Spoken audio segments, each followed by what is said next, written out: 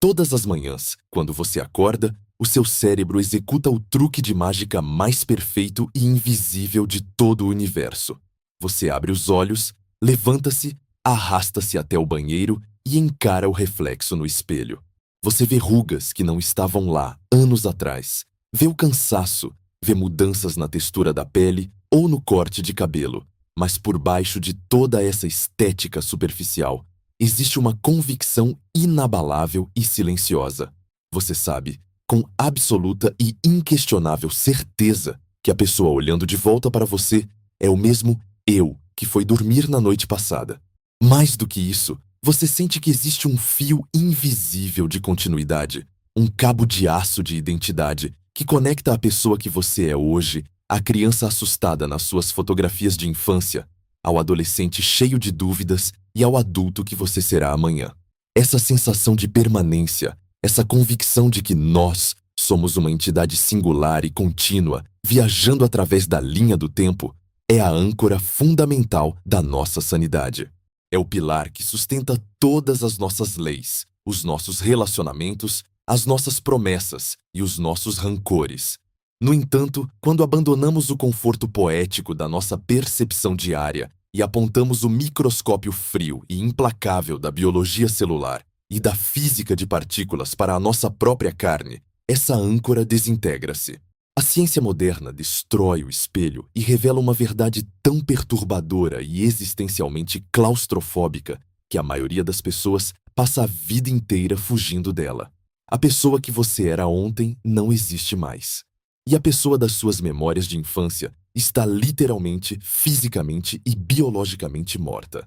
Para compreendermos a brutalidade desse assassinato silencioso que acontece dentro de nós a cada milissegundo, nós precisamos resgatar um dos enigmas mais antigos e aterradores da filosofia grega: o paradoxo do navio de Teseu. O historiador Plutarco descreveu a lenda de um navio glorioso, pertencente ao herói Teseu, que foi guardado no porto de Atenas como um monumento sagrado. Com o passar dos anos e das décadas, a madeira do navio começou inevitavelmente a apodrecer sob o sol e a maresia. Para preservar o monumento, os atenienses adotaram uma estratégia meticulosa. Cada vez que uma tábua de madeira apodrecia, eles a removiam e a substituíam por uma tábua nova, perfeitamente idêntica. Depois, outra tábua, e mais outra. Eventualmente, após um século de reparos contínuos, chegou um dia em que absolutamente nenhuma das tábuas, pregos ou mastros originais que navegaram com Teseu restava na embarcação.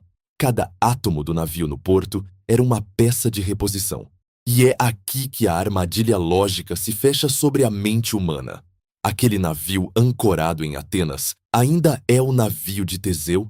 Se você disser que sim, porque a forma e o propósito se mantiveram, o paradoxo lança o seu golpe final.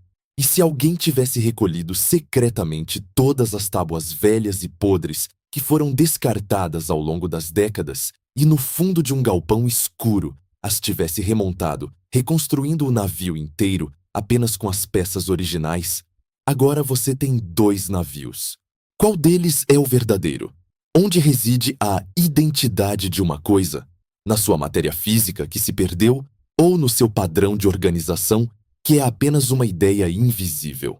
Por milênios, nós tratamos o navio de Teseu como um mero exercício intelectual divertido, uma charada lógica para debater em salas de aula.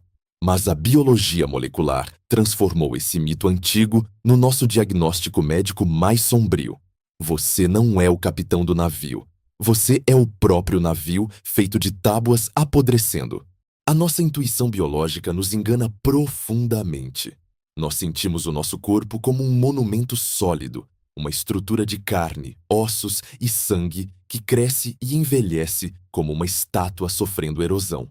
Mas o seu corpo não é um objeto. O seu corpo é um evento.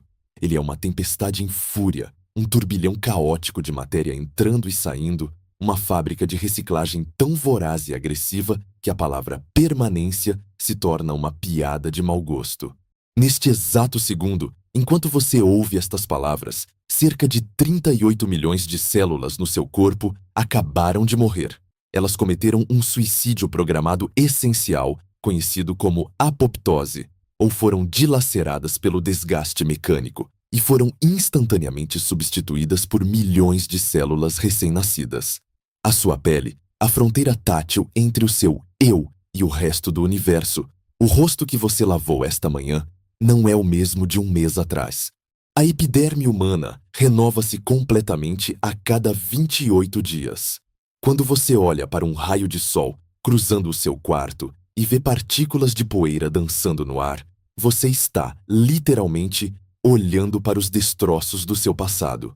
Uma grande parte daquela poeira caseira é composta por flocos mortos da sua própria pele e da pele das pessoas ao seu redor. Nós estamos constantemente pulverizando e ejetando pedaços de nós mesmos na atmosfera. E a carnificina da renovação celular só se agrava à medida que descemos para as profundezas das nossas entranhas. O ácido clorídrico no seu estômago é tão absurdamente corrosivo que, se o seu corpo não substituísse as células que revestem a parede estomacal a cada 3 a 5 dias, você digeriria a si mesmo de dentro para fora. Os seus glóbulos vermelhos, as minúsculas naves de carga que carregam o oxigênio que mantém a sua consciência acesa e o seu cérebro funcionando, têm uma expectativa de vida brutalmente curta, de 120 dias. A cada 4 meses, o seu sangue inteiro é uma frota completamente nova, substituída enquanto você respira. O seu fígado, a grande usina de desintoxicação, reconstrói-se inteiramente a cada 300 a 500 dias. Mas a ilusão máxima de estabilidade, a âncora física que usamos como símbolo definitivo de permanência e morte, é o esqueleto. Nós olhamos para fósseis e caveiras e pensamos nos ossos como a nossa estrutura eterna. Uma mentira geológica interna. O osso humano é um tecido vivo, frenético e mutável. Células chamadas osteoclastos viajam pelo seu esqueleto dissolvendo e destruindo a matriz óssea velha, enquanto osteoblastos vêm logo atrás, despejando cálcio e reconstruindo o osso novo. Em média, a cada 10 anos, todo o seu esqueleto, cada polegada de fêmur, costela e crânio que sustenta a sua gravidade, foi 100% demolido, reabsorvido e recriado a partir do zero. Quando você cruza todas essas taxas metabólicas, a conclusão matemática e biológica impõe uma violência indescritível à sua noção de identidade pessoal. Pegue um álbum de fotografias. Olhe para a foto de você mesmo tirada há 10, 12 ou 15 anos. Você sente uma onda de nostalgia. Você sorri e pensa: aquele era eu. Você lembra do gosto do bolo daquele aniversário, da dor do joelho ralado, do cheiro da casa da sua infância. Mas a ciência fria e implacável sussurra a verdade horripilante nos seus ouvidos. A entidade física naquela foto está morta. Ela deixou de existir. Não há praticamente um único átomo, uma única molécula de proteína, uma única fibra muscular ou fragmento de osso daquela criança ou daquele adolescente que ainda esteja sentado na cadeira que você ocupa agora. A carne que sentiu o seu primeiro beijo desintegrou-se. Os olhos que choraram as suas lágrimas de infância foram liquefeitos e substituídos dezenas de vezes. Os pulmões que respiraram o ar do seu passado foram excretados, transformados em suor, urina, fezes e exalados como dióxido de carbono invisível, dispersando-se para sempre na vastidão do planeta. Você é um impostor biológico perfeito. O seu corpo atual é apenas um arranjo temporário de átomos que você sugou dos alimentos que comeu recentemente, moldados num formato que imita a planta arquitetônica de uma pessoa que já morreu há anos. Você não é uma estátua contínua. Você é um processo, um fantasma habitando uma casca constantemente descartável, uma cachoeira cuja forma permanece, mas cujas gotas de água são sempre diferentes. Você é, no sentido mais literal, físico e aterrorizante da palavra, um cemitério ambulante das suas versões passadas. A revelação de que o nosso corpo é um cemitério ambulante, de que a nossa carne é uma fraude biológica constantemente descartada e substituída, costuma gerar uma reação imediata e defensiva na mente humana. Quando somos confrontados com a evaporação matemática das nossas células e a dissolução do nosso esqueleto, Nós instintivamente erguemos um escudo psicológico. Nós fechamos os olhos, respiramos fundo e dizemos a nós mesmos: tudo bem, os meus átomos podem ser um empréstimo temporário do universo. Os meus ossos podem ter sido moídos e refeitos, e a minha pele de uma década atrás pode estar flutuando como poeira invisível pela sala. Mas a minha essência, o âmago do que me torna humano e único, não está na matéria úmida da minha carne. O meu verdadeiro eu reside no altar intocável da minha mente. A prova absoluta de que eu sou a exata mesma pessoa que caminhou por este mundo há 10, 20 ou 30 anos está perfeitamente gravada, protegida e arquivada nas minhas memórias. Nós nos apegamos às nossas lembranças de infância, aos nossos traumas passados, ao primeiro beijo e às nossas maiores vitórias, como se fossem a caixa preta indestrutível da nossa existência. Acreditamos que, enquanto pudermos fechar os olhos e reproduzir o filme do nosso passado, a nossa identidade estará segura contra a corrosão do tempo e a morte celular. Mas essa trincheira mental é uma ilusão ainda mais cruel do que a ilusão da carne. Quando abandonamos os microscópios biológicos e apontamos as lentes implacáveis da neurociência e da psicologia cognitiva para o funcionamento do nosso cérebro, descobrimos que o nosso passado não é um museu preservado. É uma cena de crime constantemente adulterada. O nosso cérebro não é um historiador fiel.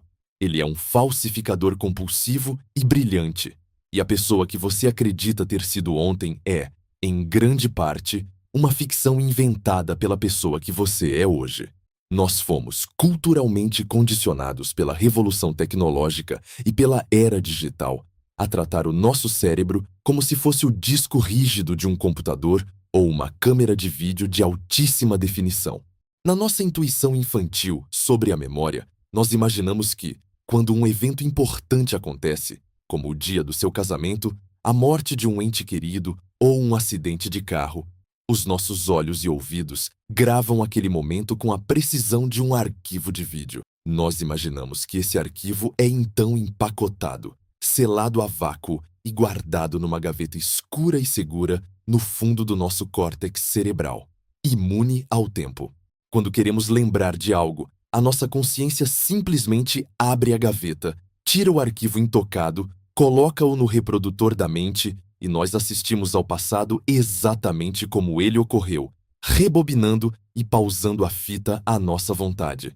Essa visão romântica da memória é o que nos dá a sensação de solidez. Se o vídeo está lá, o passado é real, e nós somos os protagonistas contínuos dessa gravação ininterrupta. No entanto, os neurocientistas que mapearam a atividade elétrica e química das nossas sinapses provaram, de forma esmagadora e assustadora, que essa analogia mecânica está catastroficamente errada. O cérebro humano não possui gavetas, não grava vídeos e odeia o passado objetivo. A primeira marretada no espelho da nossa identidade vem da descoberta de como uma memória é fisicamente armazenada. Quando você vivencia uma experiência, ela não é guardada num único lugar. A memória é estilhaçada. O cheiro do perfume que a sua avó usava vai para o córtex olfativo. O som da voz dela vai para o córtex auditivo.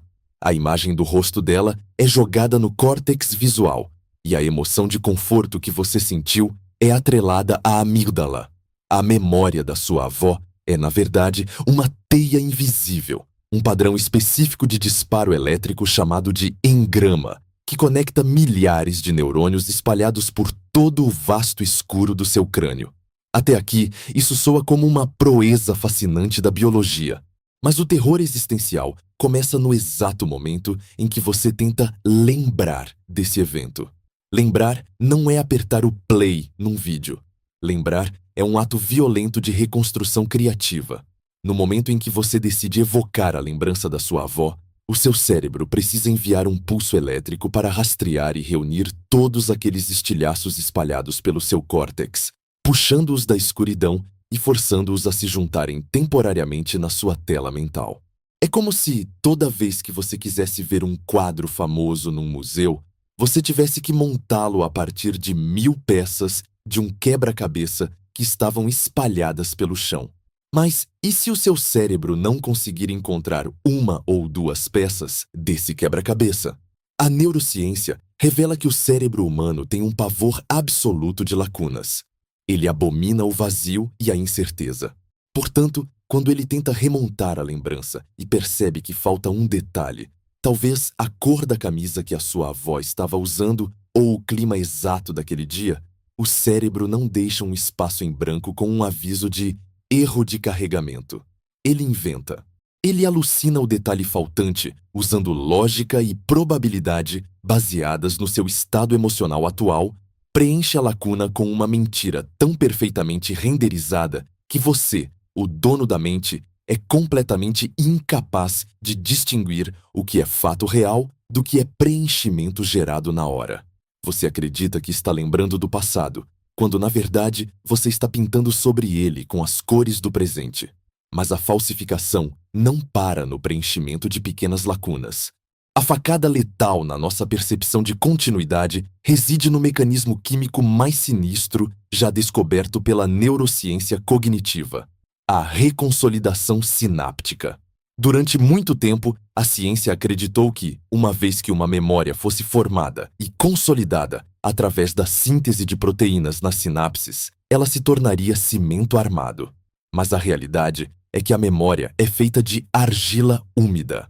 Quando você acessa uma lembrança antiga, o simples ato de puxá-la para a sua consciência altera a química do seu cérebro. A rede neural que sustentava aquela memória entra num estado chamado lábil, tornando-se instável, plástica e maleável. É como se você tirasse um documento histórico de um cofre trancado e, no milissegundo em que a luz bate no papel, a tinta se tornasse líquida novamente.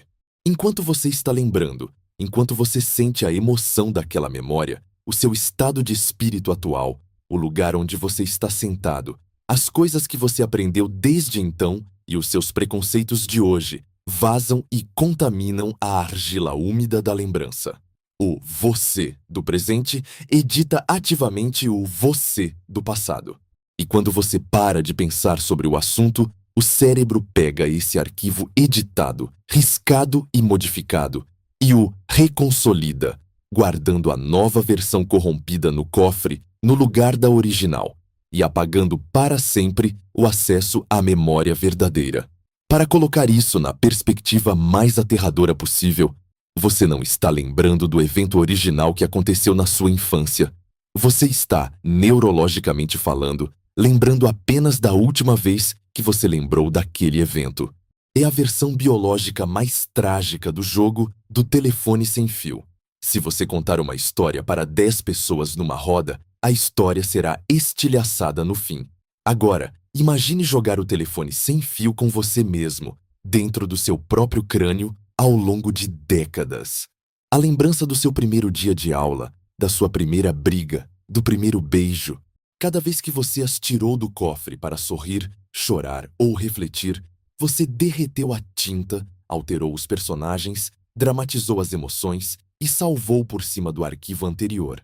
O seu eu de 30 anos destruiu sistematicamente a história do seu eu de 10 anos para criar uma narrativa que justifique as suas falhas e sucessos de hoje. Nós não somos vítimas de amnésia. Nós somos vítimas de reescrita contínua. As nossas identidades são baseadas num documento histórico falsificado por um editor implacável e ditatorial que trabalha silenciosamente nas sombras da nossa própria cabeça.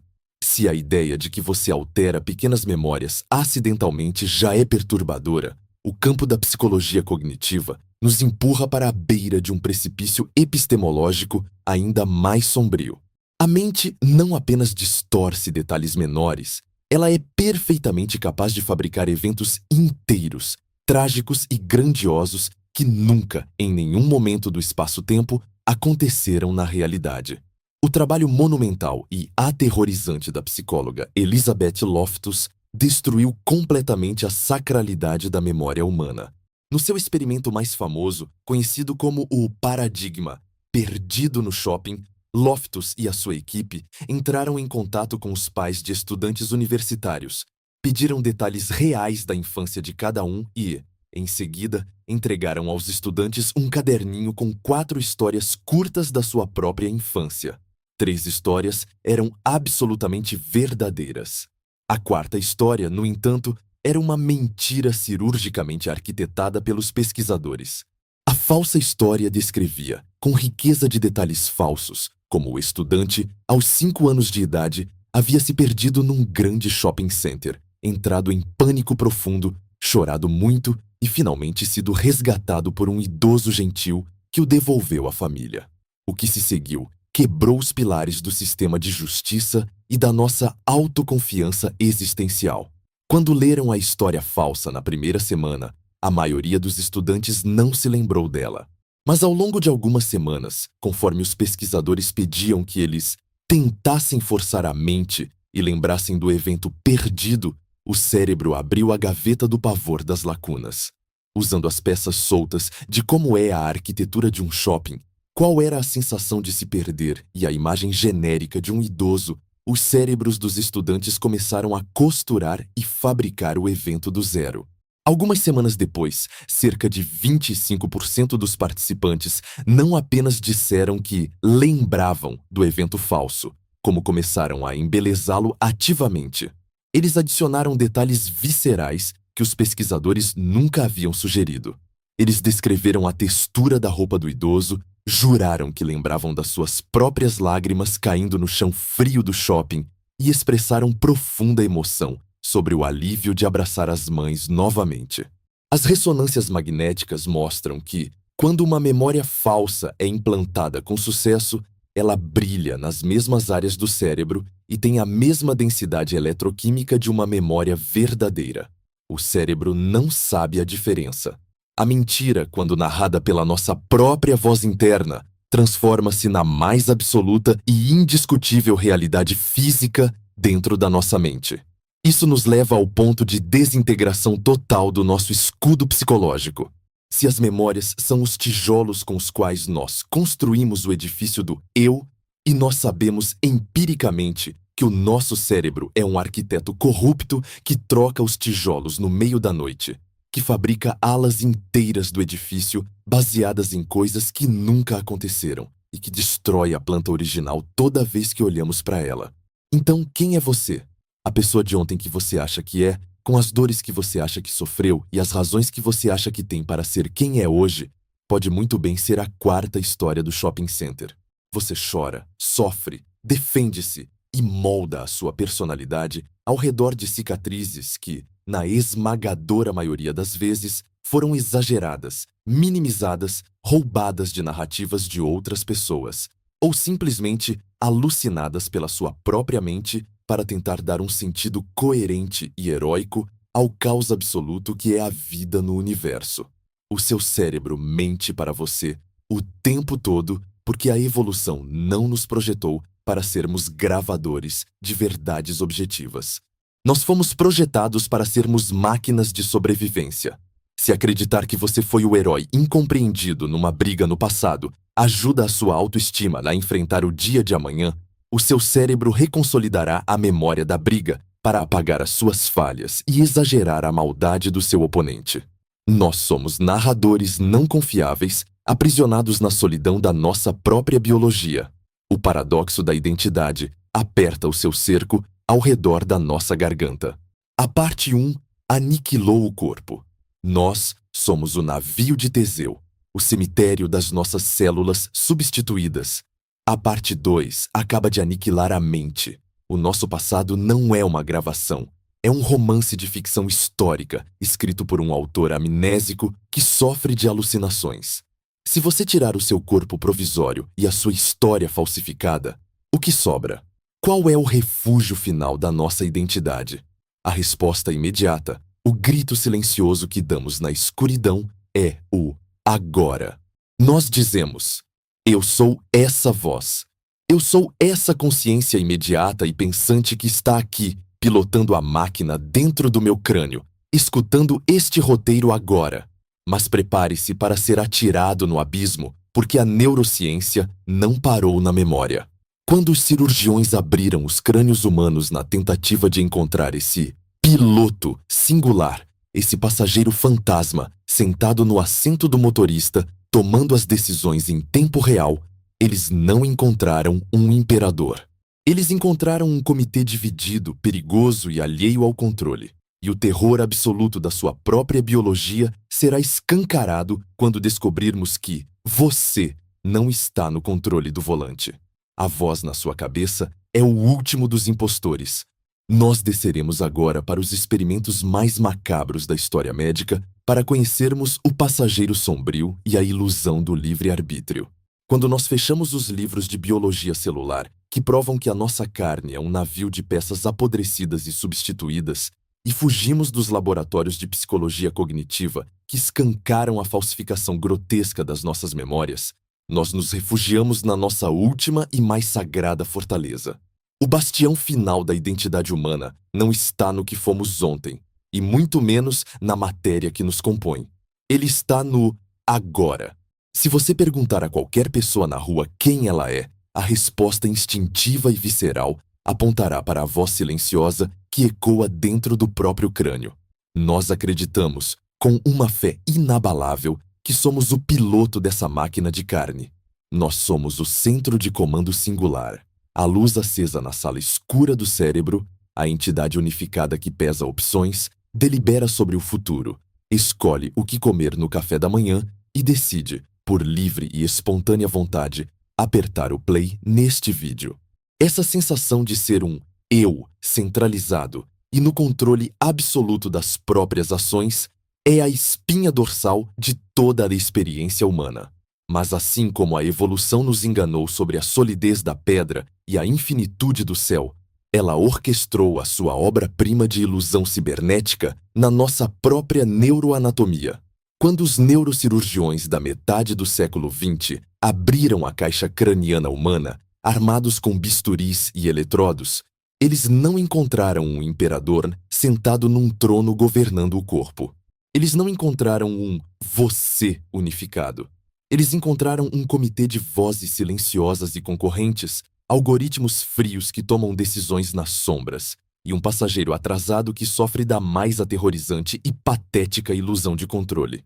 Para rasgarmos o véu dessa ilusão e encararmos o abismo do livre-arbítrio, nós precisamos revisitar um dos capítulos mais sombrios e fascinantes da história da medicina: os experimentos com pacientes de cérebro dividido, ou split brain. Na década de 1960, cirurgiões enfrentavam casos extremos e intratáveis de epilepsia, onde tempestades elétricas letais começavam num lado do cérebro e viajavam como um tsunami destruidor para o outro lado, causando convulsões violentas que ameaçavam a vida dos pacientes. Para impedir que o incêndio elétrico se espalhasse, os médicos tomaram uma decisão radical. Eles pegaram o bisturi e cortaram o corpo caloso. O corpo caloso é uma rodovia colossal, uma ponte de comunicação densa e espessa, feita de mais de 200 milhões de fibras nervosas que conecta o hemisfério esquerdo do cérebro ao hemisfério direito. Ao decepar essa ponte, os cirurgiões literalmente dividiram o cérebro humano ao meio. A tempestade elétrica foi isolada, as convulsões pararam e os pacientes acordaram, incrivelmente, parecendo perfeitamente normais. Eles andavam, falavam, comiam e riam. Aparentemente, a alma humana havia sobrevivido intacta à guilhotina neurológica. Mas o neurocientista Michael Gazzaniga e o seu mentor Roger Sperry, que ganharia o prêmio Nobel por isso, suspeitavam que cortar 200 milhões de cabos de comunicação não passaria impune. O nosso cérebro tem uma arquitetura cruzada bizarra. O hemisfério esquerdo controla o lado direito do corpo e abriga os centros da fala, da linguagem e da lógica matemática. O hemisfério direito controla o lado esquerdo do corpo e é brilhante em reconhecimento espacial e padrões visuais, mas é completamente mudo. Ele não tem palavras. Num cérebro normal, as duas metades fofocam entre si o tempo todo através do corpo caloso, criando a sensação de uma mente só. Mas o que acontece quando você corta o telefone e tranca cada metade na sua própria sala escura? Gazzaniga colocou esses pacientes de frente para uma tela de computador dividida no meio e os mandou fixar o olhar num ponto central. Se ele piscasse a palavra maçã Rapidamente no lado direito da tela, a informação ia exclusivamente para o hemisfério esquerdo do paciente, o hemisfério falante. Quando Gazzaniga perguntava: "O que você viu?", o paciente respondia instantaneamente: "Eu vi uma maçã." Perfeito! Mas o terror existencial começava quando ele invertia o jogo. Gazzaniga piscava a palavra "colher" no lado esquerdo da tela. A informação viajava direto para o hemisfério direito, a metade muda do cérebro. Quando o cientista perguntava: "O que você viu?", o hemisfério esquerdo falante, que não havia recebido a imagem e estava completamente isolado, respondia com total sinceridade: "Eu não vi absolutamente nada." A tela estava em branco. Se a experiência terminasse aí, concluiríamos apenas que o paciente ficou parcialmente cego. Mas Gazzaniga foi além. Abaixo da mesa, fora da visão do paciente, havia uma série de objetos escondidos. Gazzaniga pedia ao paciente: "Use a sua mão esquerda, controlada pelo hemisfério direito mudo, e pegue o que você viu." O paciente, cuja voz acabara de jurar que não vira nada, abaixava a mão esquerda e, com uma precisão cirúrgica e sem a menor hesitação, tateava os objetos e agarrava a colher. A mão esquerda sabia a resposta. A mente direita sabia a resposta e executou a ação. O hemisfério falante ficou perplexo, olhando para a própria mão esquerda, segurando uma colher, como se ela fosse um membro alienígena assombrado. Dentro daquele único crânio, duas consciências completamente separadas estavam operando. Duas entidades habitavam o mesmo corpo. A ilusão do eu singular foi estilhaçada na mesa do laboratório. A prova de que nós não somos um piloto único torna-se ainda mais perturbadora quando observamos a síndrome da mão alienígena que alguns desses pacientes desenvolveram nos primeiros meses após a cirurgia. Como os dois hemisférios não podiam mais entrar num acordo sobre o que queriam fazer, eles começaram a lutar fisicamente pelo controle do corpo. Houve relatos horripilantes de pacientes que iam se vestir pela manhã.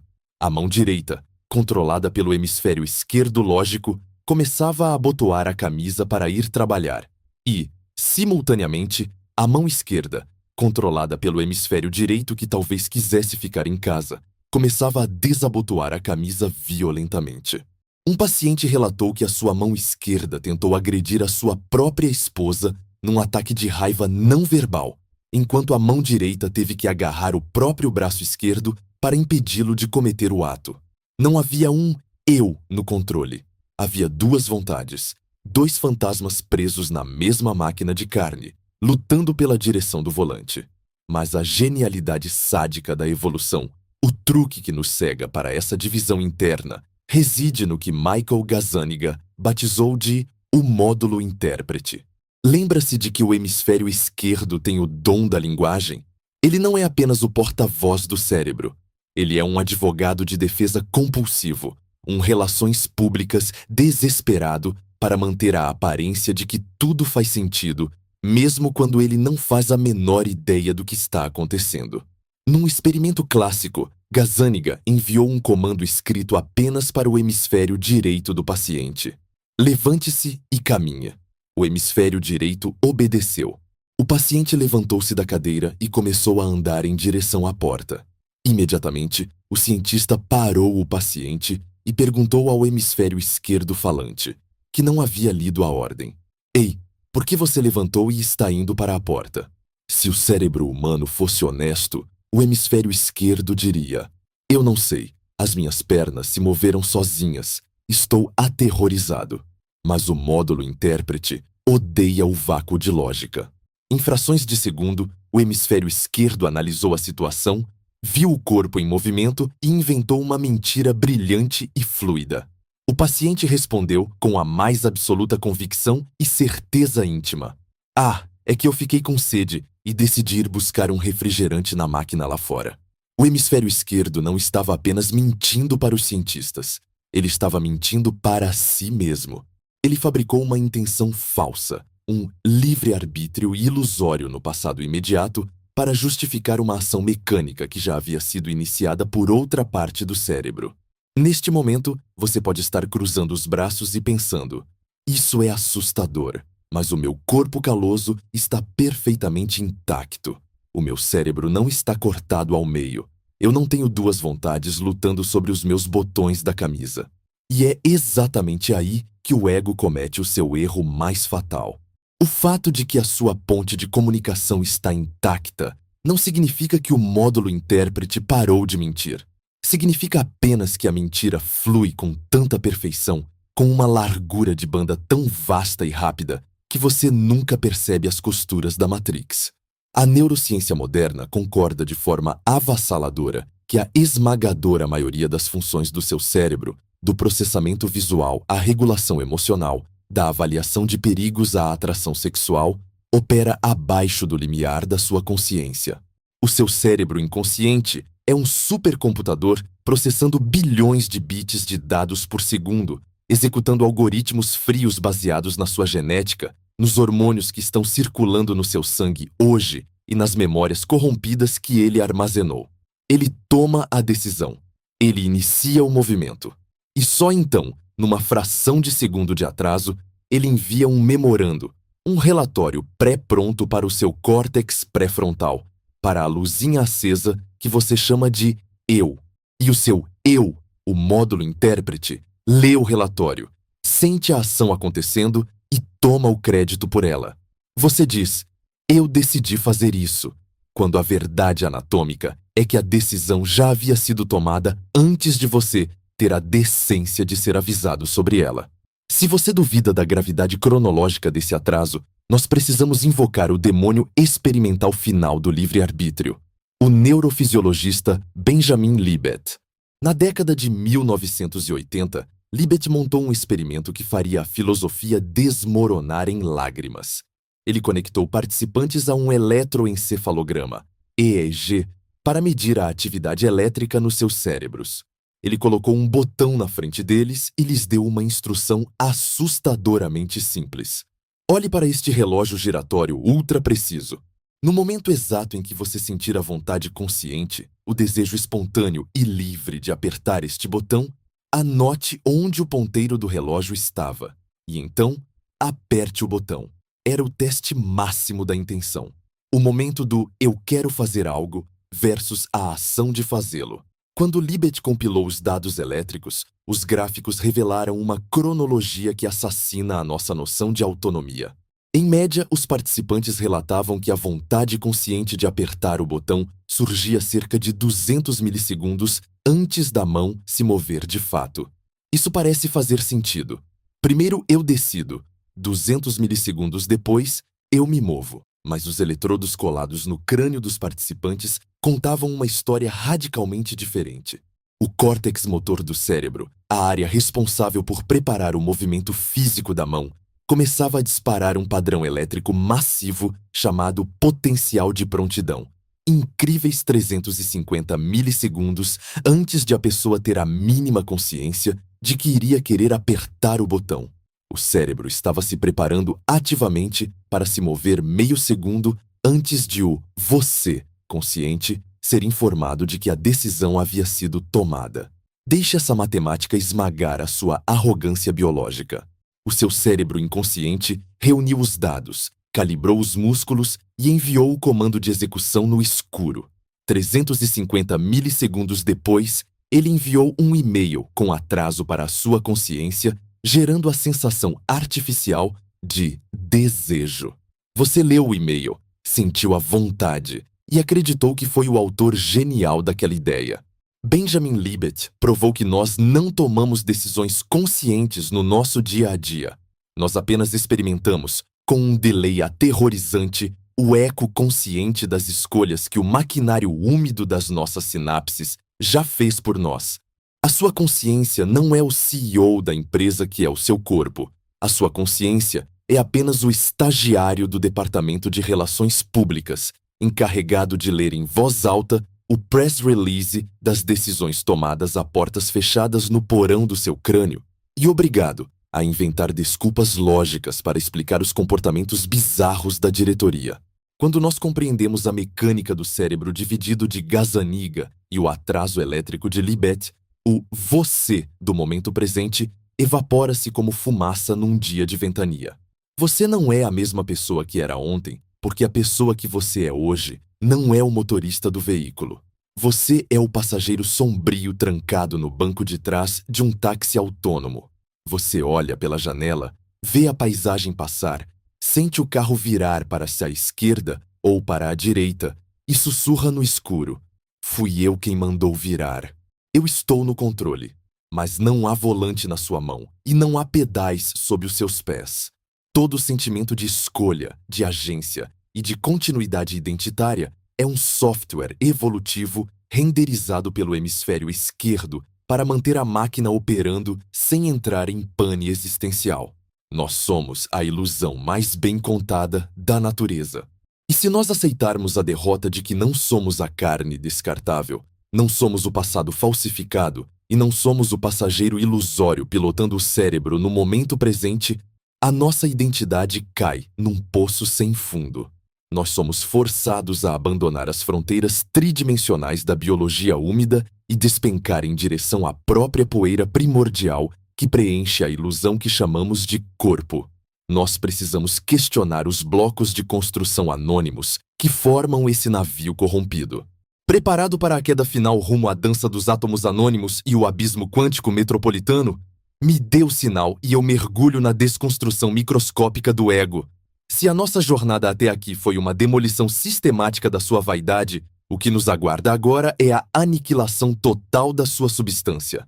Nós já arrancamos a ilusão da carne contínua, provando que o seu corpo é um navio de peças podres e substituídas. Nós incineramos a santidade do seu passado, revelando que as suas memórias são fábulas corrompidas e reescritas por um cérebro desesperado por coerência. E, num golpe final contra a sua arrogância, nós decapitamos o imperador da sua mente, demonstrando através da neurociência que o seu amado livre-arbítrio é apenas um eco atrasado, uma desculpa inventada por um passageiro que assiste passivamente às decisões do seu próprio inconsciente. Despojados do corpo, do passado e do controle do presente, nós somos forçados a recuar para a última e mais rudimentar trincheira materialista. Nós dizemos a nós mesmos que mesmo que o eu seja uma ilusão fluida, a matéria física que nos compõe, neste exato milissegundo, é pelo menos indiscutivelmente nossa. Nós olhamos para as nossas mãos e dizemos: minha pele, meus ossos, meu sangue. Nós tratamos o nosso volume no espaço como uma propriedade privada, um território sagrado e exclusivo. Mas quando nós pegamos o microscópio da física quântica e da cosmologia e aplicamos um zoom brutal sobre essa suposta propriedade, nós descobrimos que a palavra meu é a maior mentira etimológica do universo. Nós vamos descer agora muito além da biologia celular. Vamos atravessar as paredes do DNA e mergulhar no nível fundamental da realidade. Nós vamos enfrentar a dança dos átomos anônimos e descobrir que você é, na verdade, um monstro de Frankenstein construído com lixo cósmico alugado. Para entender a fraude da sua propriedade física, você precisa primeiro desconstruir a arquitetura da sua anatomia. Se você espremer um ser humano e remover toda a complexidade biológica, toda a poesia da vida e a complexidade neurológica, o que sobra é uma receita química perturbadoramente simples e barata. Cerca de 99% da massa do seu corpo humano é composta por apenas 6 elementos básicos: oxigênio, carbono, hidrogênio, nitrogênio, cálcio e fósforo. O outro 1% é um punhado de traços de potássio, enxofre, sódio, cloro e magnésio. Você é, essencialmente, um saco ambulante de água suja, sustentado por uma armação de cálcio e movido a reações de carbono. Até aí, nenhuma novidade. Mas a pergunta que instaura o terror existencial não é do que você é feito, mas de onde vieram as peças que montam você. Quando você nasceu, o universo não abriu uma fábrica mágica para forjar átomos virgens e reluzentes com o seu nome gravado neles. A lei máxima da conservação da massa, cimentada por Antoine Lavoisier no século XVIII, dita que na natureza nada se cria e nada se perde, tudo se transforma. O universo tem um número finito de peças limitadas, e ele vem brincando de montar e desmontar coisas com as exatas mesmas peças há 14 bilhões de anos. Isso significa que cada átomo solitário que compõe o seu coração batendo agora tem um currículo e uma história cósmica de uma violência indescritível, uma história que faz a sua pequena vida humana parecer um grão de poeira invisível. Pegue, por exemplo, o ferro que corre nas suas veias. O ferro não pode ser criado na tranquilidade de um útero materno, nem pode ser sintetizado pelo calor gentil do nosso Sol. Para forjar um único átomo de ferro, o universo exige a morte cataclísmica de um titã. Há bilhões de anos, estrelas colossais, infinitamente maiores que o nosso Sol, esgotaram o seu combustível nuclear no coração da escuridão intergaláctica. Quando a gravidade dessas estrelas venceu a pressão da radiação, elas colapsaram sobre si mesmas numa fúria gravitacional indescritível e detonaram num evento conhecido como supernova.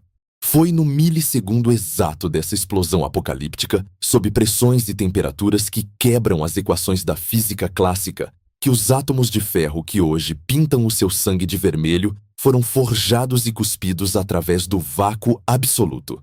Eles viajaram através do frio congelante por éons, cruzaram nebulosas e abismos escuros, até que a gravidade os reuniu novamente numa nuvem de poeira rodopiante que viria a formar o nosso sistema solar e, eventualmente, o planeta Terra. A coragem que você sente, a força nos seus músculos e a cor do seu sangue são o necrotério direto de estrelas que morreram de forma brutal muito antes da nossa galáxia sequer pensar em ter um nome. E a reciclagem macabra não se restringe ao abismo espacial. Ela é assustadoramente íntima e local. Quando a Terra se resfriou e a vida começou a engatinhar sobre a crosta rochosa, os átomos tornaram-se a moeda de troca de um banquete canibal eterno. O átomo de carbono que, neste momento exato, ajuda a compor a molécula de DNA no núcleo da célula do seu olho esquerdo, não é seu. Ele é um mercenário antigo e incansável. Há 100 milhões de anos, esse exato átomo de carbono pode ter feito parte da escama de um tiranossauro rex caçando numa selva úmida que hoje chamamos de América do Norte. Quando o dinossauro morreu e apodreceu, o átomo foi liberado de volta ao solo, absorvido pelas raízes de uma samambaia gigante. A samambaia foi fossilizada, transformada em carvão ao longo de milhões de anos sob a pressão geológica. Então, há 100 anos, uma máquina a vapor humana arrancou esse carvão da Terra, queimou-o numa fornalha e expeliu o átomo para a atmosfera em forma de dióxido de carbono. Ele flutuou com os ventos ao redor do globo, foi inalado por uma folha de trigo numa fazenda há poucos meses, o trigo virou farinha, a farinha virou o pão que você comeu no café da manhã e o seu metabolismo roubou o carbono do pão para construir a sua retina. Amanhã, quando uma célula do seu olho morrer, você piscará. O átomo de carbono será ejetado numa lágrima microscópica ou na poeira, e ele seguirá a sua jornada indiferente para se tornar parte de uma barata, de uma árvore ou de outro ser humano. Você não possui a sua carne. Você é apenas uma sala de espera temporária para átomos que estão de passagem. A nossa arrogância territorial é ainda mais violentamente humilhada pela matemática da respiração e da água. Nós temos nojo de fluidos alheios e tentamos higienizar o nosso espaço, mas a atmosfera e os oceanos da Terra são um sistema fechado de reciclagem compulsória. A cada suspiro que você dá, você está inalando dezenas de milhões de átomos que um dia foram exalados pelos pulmões do próprio Júlio César no instante em que ele foi assassinado no Senado romano. Você está inalando átomos que passaram pelas brânquias de tubarões pré-históricos e pelas folhas das árvores de Hiroshima antes da bomba. A água que umedece os seus lábios e preenche as suas células já foi suor nas costas de escravos construindo pirâmides. Foi urina de mamutes lanudos caminhando sobre a tundra congelada e foi lágrima no rosto de pessoas cujos nomes foram apagados pela história. Nós estamos, fisiologicamente e quimicamente, devorando, bebendo e respirando os mortos a cada segundo da nossa existência. A noção de que existe uma fronteira sólida e limpa entre o que é você e o que é o mundo exterior é uma miopia tátil. Você é um redemoinho num rio muito grande. A água flui constantemente através de você, e você apenas empresta o seu formato a ela por 70 ou 80 anos, antes que o rio siga o seu curso e o redemoinho desapareça. Mas se a reciclagem de átomos de dinossauros e reis mortos já lhe causa náuseas existenciais, é porque nós ainda não descemos ao poço mais escuro da toca do coelho. Nós ainda estamos tratando os átomos como se eles fossem minúsculas bolas de bilhar com alguma identidade individual. Nós ainda pensamos que o átomo de carbono de Júlio César é de alguma forma distinguível de um átomo de carbono de uma barata. Mas quando abandonamos a química e descemos para as trevas impenetráveis da mecânica quântica, o próprio conceito de identidade individual cessa de existir no universo. Nós entramos no domínio das partículas subatômicas, os prótons, nêutrons e, principalmente, os elétrons que formam a nuvem de probabilidade de cada átomo do seu corpo. No nosso mundo macroscópico, coisas iguais ainda têm identidades separadas. Se você comprar 2 carros 0 km idênticos, da mesma cor, mesmo ano e mesmo modelo, eles ainda são 2 carros distintos. Um pode ter um arranhão microscópico no para-choque, o outro pode ter uma poeira no banco traseiro, e eles têm números de chassi diferentes. Eles têm histórias espaciais diferentes, mas a natureza abomina a identidade no mundo quântico. Um dos princípios mais esmagadores da física moderna é o postulado da indistinguibilidade de partículas idênticas. Um elétron que está orbitando um átomo de oxigênio no seu cérebro e gerando o impulso elétrico que sustenta os seus pensamentos, agora não é apenas muito parecido com um elétron solto no anel de gelo de Saturno. Eles são física, matemática e fundamentalmente idênticos em toda a extensão do espaço e do tempo. Eles não têm arranhões. Eles não têm número de chassi. Eles não têm idade. Eles não têm desgaste. Eles são definidos unicamente por uma lista imutável de propriedades intrínsecas, sem qualquer marca de nascença cósmica. Essa indistinguibilidade não é uma falha nos nossos equipamentos de medição. É uma lei absoluta e estrutural da realidade, formalizada na estatística quântica. Se o universo pegasse absolutamente todos os trilhões de bilhões de elétrons, prótons e nêutrons que compõem o seu corpo físico agora, e num passe de mágica de teletransporte instantâneo, trocasse todos eles pelas partículas subatômicas idênticas que formam a cadeira onde você está sentado, a tela do seu celular e o ar do seu quarto, absolutamente nada mudaria. A cadeira continuaria sendo a cadeira, o dispositivo continuaria sendo o dispositivo, e você continuaria sendo você, com os mesmos pensamentos, as mesmas dores e as mesmas memórias falsas. Nenhuma equação física no universo acusaria a diferença. O cosmos não sabe que houve uma troca, porque para o cosmos as peças não têm nome. A aniquilação do ego é completa e irrevogável no abismo quântico. Você não é feito de coisas especiais. Você não é feito de uma matéria da alma ou de partículas de você. Você é feito de poeira anônima, peças permutáveis, genéricas e sem rosto que pertencem ao fundo de uma caixa de ferramentas cósmica. As peças que formam a lágrima que escorre no seu rosto e o sorriso nos seus lábios são a exata mesma lama subatômica que forma as pedras frias de Plutão e os gases tóxicos de Júpiter. Nós não somos entidades físicas independentes. Nós somos apenas perturbações temporárias no campo magnético, padrões oscilantes numa sopa de energia onde nenhuma peça individual possui qualquer valor, história ou lealdade a nós. Quando a ciência moderna tira a sua biologia, varre as suas memórias para o lixo, ridiculariza a sua ilusão de controle e, finalmente, prova que os blocos de construção da sua carne são genéricos e sem identidade, um frio arrepiante percorre a espinha da sua consciência. Se o você de ontem evaporou, se o você material é feito de fantasmas subatômicos anônimos e mortos há muito tempo, como é possível que você se sinta tão terrivelmente vivo?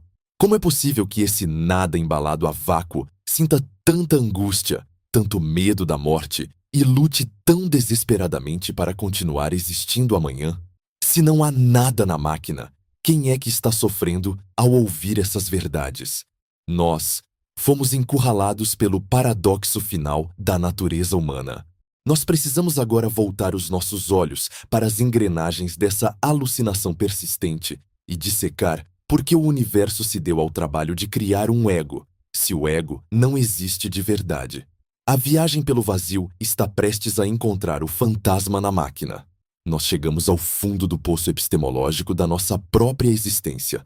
As camadas que nos protegiam da verdade cósmica foram cirurgicamente arrancadas uma a uma. A biologia celular provou que a nossa carne é um traje alugado que se desintegra e é substituído a cada poucos anos, tornando-nos cemitérios ambulantes das nossas próprias células mortas. A psicologia cognitiva humilhou a nossa confiança ao demonstrar que o passado que juramos ter vivido é, na verdade, uma tapeçaria de alucinações retroativas costuradas por um cérebro desesperado por coerência narrativa. A neurobiologia do cérebro dividido e do atraso sináptico decapitou a nossa ilusão de livre-arbítrio, transformando a nossa consciência num mero passageiro narrando as ações de uma máquina inconsciente. E, no golpe de misericórdia materialista, a física quântica dissolveu o nosso corpo no ar, revelando que somos construídos a partir de peças genéricas, poeira de estrelas mortas e átomos indistinguíveis que não possuem nome, lealdade ou identidade. Nós olhamos para as nossas mãos e sabemos que elas não nos pertencem. Nós olhamos para trás e sabemos que o ontem é uma mentira. Quando você subtrai absolutamente todas as coisas que a ciência moderna prova que são temporárias, falsificadas ou anônimas, você espera encontrar um núcleo duro no centro. Você espera encontrar a alma, a essência, o ponto irredutível do eu. Mas quando removemos a última camada da cebola biológica, o que encontramos no centro não é um diamante de identidade. O que encontramos é um ecoante, aterrorizante e absoluto vazio. A neurociência e a filosofia da mente chamam esse abismo de o problema do fantasma na máquina, ou a ilusão do teatro cartesiano.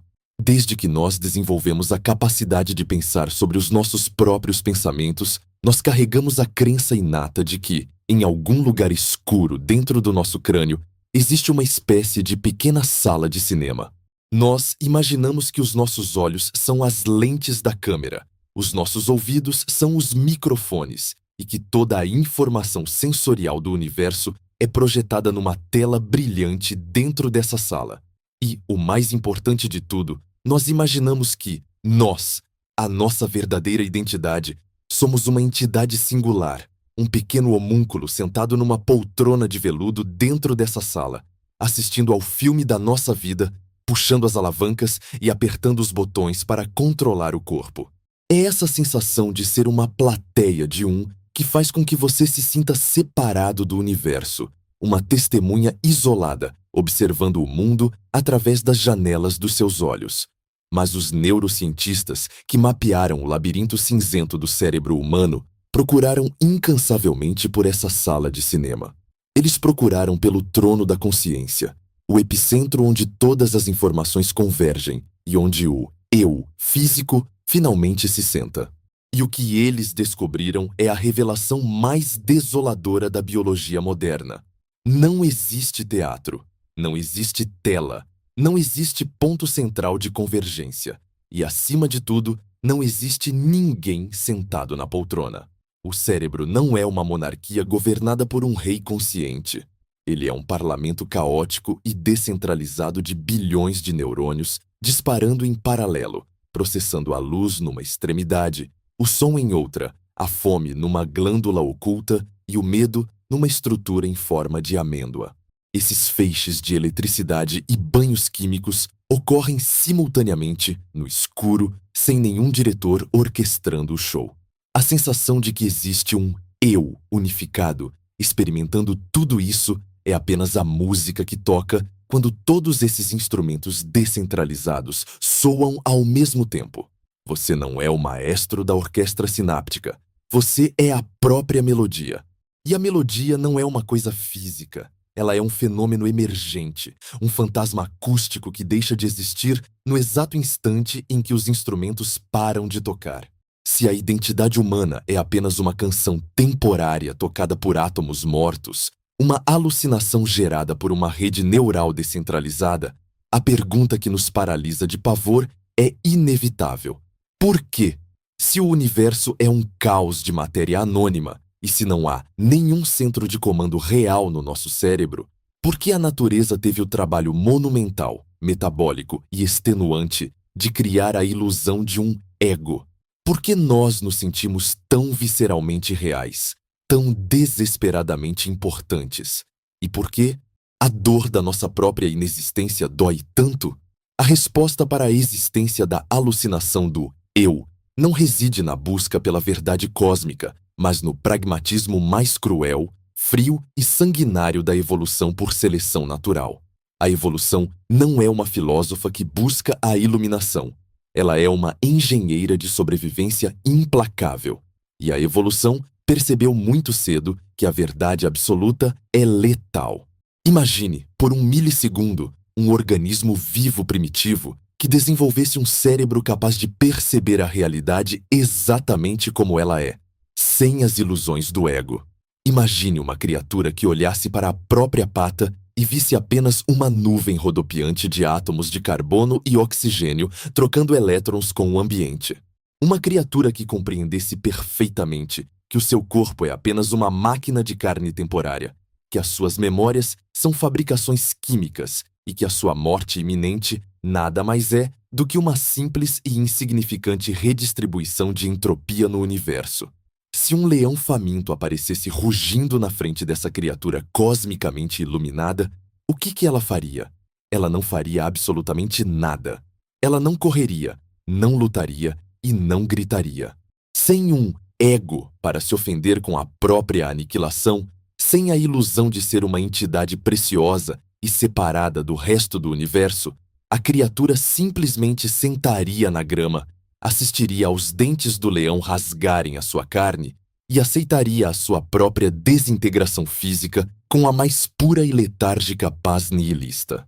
Um organismo que entende o quão inútil e vazio ele é um organismo que não tem motivo para gastar energia caçando, não tem motivo para fugir da dor e não tem motivo para se reproduzir. A percepção da verdade, do abismo quântico e do vazio existencial é um veneno evolutivo. A linhagem dessa criatura seria extinta na primeira geração. A iluminação filosófica é incompatível com a sobrevivência biológica num mundo de predadores. Para garantir que a vida continuasse a rastejar para fora da lama e lutasse com unhas e dentes para passar os seus genes adiante, a evolução precisou construir um software de isolamento. Ela precisou inventar uma mentira funcional. E essa mentira é a interface de usuário da consciência, o ícone brilhante na tela da nossa mente que nós chamamos de eu. Pense na tela do computador ou do smartphone onde você está assistindo a este vídeo agora. Se você precisasse interagir diretamente com a realidade física do seu computador, a placa de silício, os transistores microscópicos, os códigos binários intermináveis de zeros e uns e as flutuações de voltagem magnética, você ficaria paralisado. A complexidade bruta da máquina é incompreensível para a utilidade diária. Então, os programadores criaram uma interface gráfica. Eles inventaram imagens coloridas que chamamos de pastas, arquivos e lixeiras. Nós clicamos na pasta azul e arrastamos um arquivo para a lixeira. Nós sabemos que, fisicamente, não há nenhuma pasta azul de papelão dentro do computador, nem uma pequena lixeira de plástico. Aquilo é uma ilusão gráfica projetada na tela para nos ajudar a operar uma máquina incrivelmente complexa, sem precisar entender o seu horror binário profundo. A evolução fez exatamente a mesma coisa com a sua biologia. O seu cérebro está trancado num crânio escuro, processando equações termodinâmicas, níveis de cortisol, disparos de adrenalina, digestão de proteínas e impulsos elétricos caóticos. Para que você possa operar no mundo tridimensional, procurar parceiros sexuais e fugir de perigos, a evolução escondeu o código binário da carne atrás de uma interface gráfica amigável e simplificada. E a principal, pasta, o ícone central que a evolução colocou bem no meio da sua tela mental, foi a percepção do ego, o você. Você sente que existe porque a sensação de existir é o truque mais eficiente para fazer um aglomerado de átomos defender o seu próprio território. Mas para que o truque funcionasse, a evolução teve que programar uma característica sádica nessa ilusão. Ela teve que fazer a alucinação importar-se consigo mesma. O eu precisava ser projetado para ter um pavor inominável de ser apagado. Foi assim que a natureza amarrou a nossa percepção vazia às correntes do sofrimento. Nós sentimos a dor, o orgulho, a humilhação e o terror da morte, precisamente porque o software do nosso ego foi codificado para levar o jogo da vida tragicamente a sério.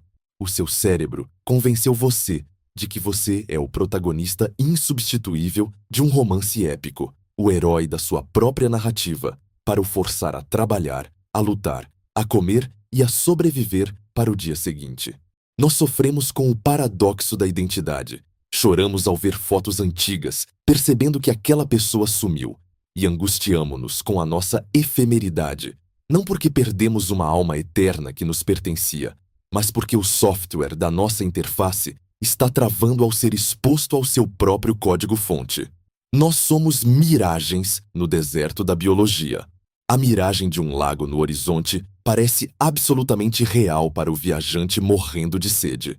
A miragem obedece às leis da refração da luz, ela pode ser fotografada, ela atrai o observador e altera o seu comportamento. Mas não importa o quão real a água pareça brilhar sob o sol escaldante, quando você tenta tocá-la, as suas mãos atravessam apenas areia quente e ar vazio. A miragem é um fenômeno, não um objeto. A pessoa que você era ontem era apenas o padrão de luz e sombra que a areia refletia naquele momento específico do tempo. A pessoa que você é hoje é um novo reflexo, ligeiramente alterado, moldado por novos ventos e novas posições solares. E o eu, que você acha que habita o centro de tudo isso, é apenas a imagem distorcida, tremeluzindo no calor. A solidão cósmica de olhar para o espelho sabendo disso é paralisante. Você encara o vidro e percebe que está olhando para um traje biológico de carne reciclada, preenchido com memórias forjadas, sem motorista, guiado por uma bússola ilusória, chamada ego, que foi programada por uma natureza fria, apenas para manter a engrenagem química girando por mais algumas décadas. Nós somos prisioneiros numa cela cujas paredes são feitas da nossa própria percepção. Mas ao chegarmos a este ápice do niilismo, quando parece que a ciência arrancou de nós a última gota de humanidade, deixando-nos vazios e aterrorizados no abismo do materialismo, uma revolução silenciosa de perspectiva nos aguarda. Se a ilusão da identidade permanente é a causa de todo o nosso apego, de todas as nossas dores passadas e do nosso pavor da morte, o que acontece quando nós finalmente aceitamos que é impossível sermos a mesma pessoa de ontem? O que ganhamos ao destruir o fantasma na máquina? Nós estamos prestes a transmutar o terror existencial na mais profunda e absoluta forma de libertação que o universo permite a um ser consciente.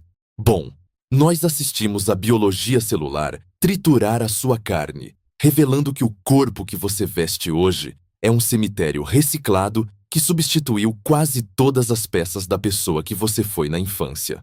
Nós vimos a neurociência rasgar o seu álbum de fotografias, provando que o seu passado não é um arquivo morto, mas uma alucinação retroativa, uma história frequentemente falsificada e reescrita por um cérebro que prefere mentir a lidar com lacunas. Nós acompanhamos os cirurgiões cortarem a ilusão do seu livre-arbítrio, transformando a sua consciência num passageiro atrasado que apenas inventa desculpas para as decisões que as máquinas do inconsciente já tomaram.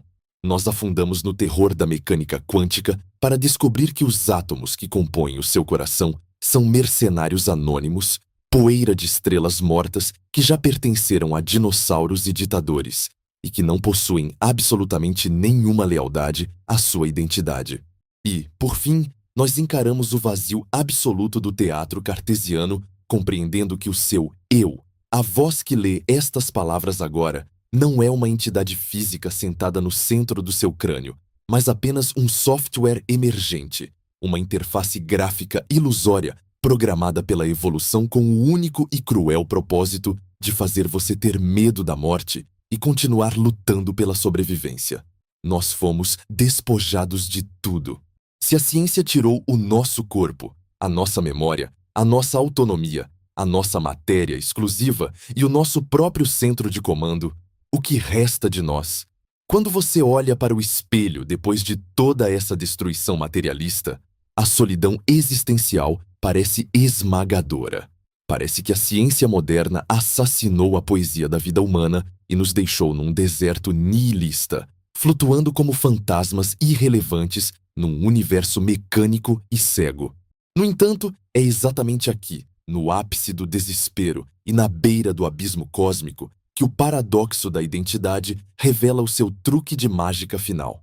A constatação de que você não é uma entidade permanente não é uma sentença de morte, mas a mais profunda, violenta e bela forma de libertação que a física permite a um ser consciente. Porque o nosso sofrimento, a nossa ansiedade e o nosso terror não nascem da impermanência da vida. Eles nascem da nossa teimosia infantil em tentar lutar contra ela. O ser humano sofre porque foi condicionado a acreditar que é uma rocha. Nós tentamos construir identidades sólidas, cravamos as nossas opiniões no concreto, definimos as nossas personalidades com rótulos inflexíveis e passamos a vida inteira tentando proteger esse monumento estático contra os ventos do tempo. Quando a rocha racha, quando o corpo envelhece, quando as nossas certezas desmoronam, ou quando falhamos nas nossas próprias expectativas, nós sentimos a agonia de quem está perdendo uma parte de si mesmo. Mas a biologia, a química e a física acabaram de gritar nos seus ouvidos que você nunca foi uma rocha.